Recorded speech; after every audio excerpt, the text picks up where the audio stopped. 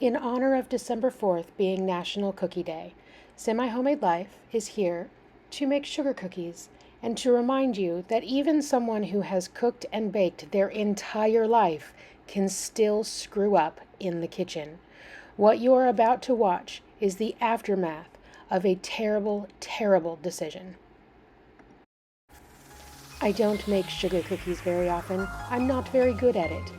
So when I told the man that I needed to make cookies for National Cookie Day, and I said, "Do you have a preference of what kind of cookies?" Of course, he said, "Sugar cookies."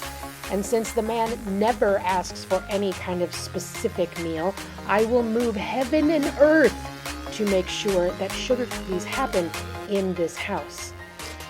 It all started off very innocently, and everything was going well.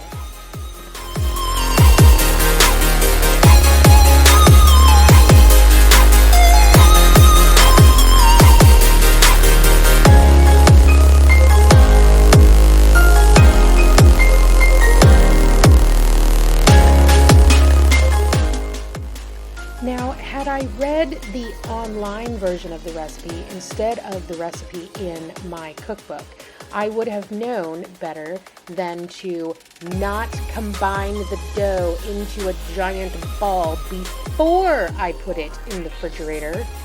So what commenced was literally 10 minutes of the man squeezing the dough because I have all the hand strength of a cranky toddler.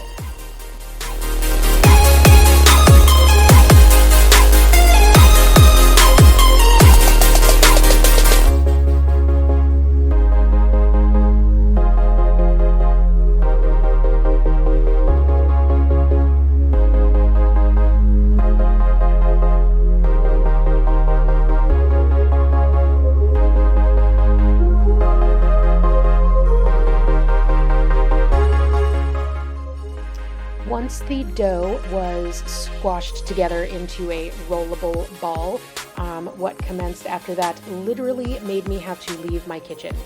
Did you know, friends, that a chopstick is 1/4 of an inch tall?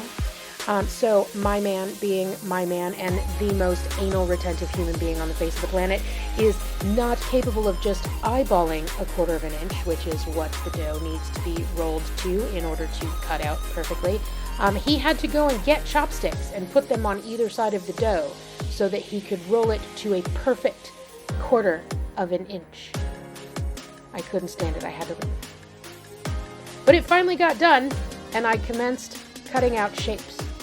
Because I don't make sugar cookies very often, clearly I don't have any fun shapes to cut things out with. I mean, I do, but they're upstairs in the craft room, and I couldn't remember whether I'd used them for polymer clay already, so probably best to not use them on food.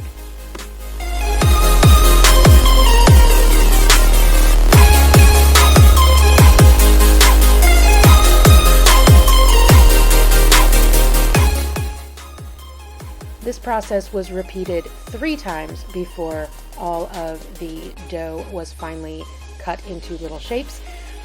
Yes, scraps can be baked in weird shapes. They still tasted amazing.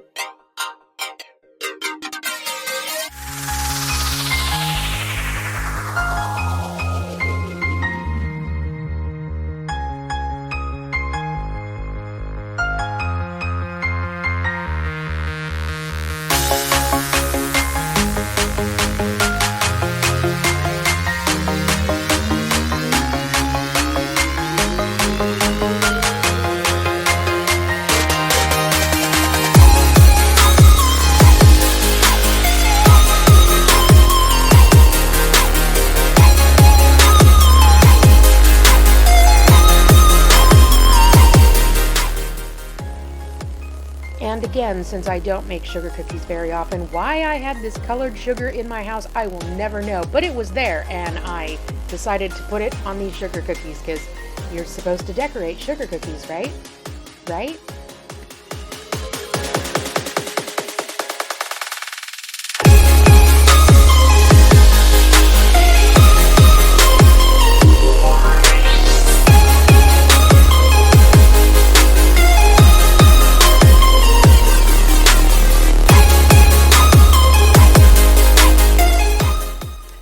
this entire situation has definitely made me second guess my decision of asking for the man's input on what I should be making for this channel.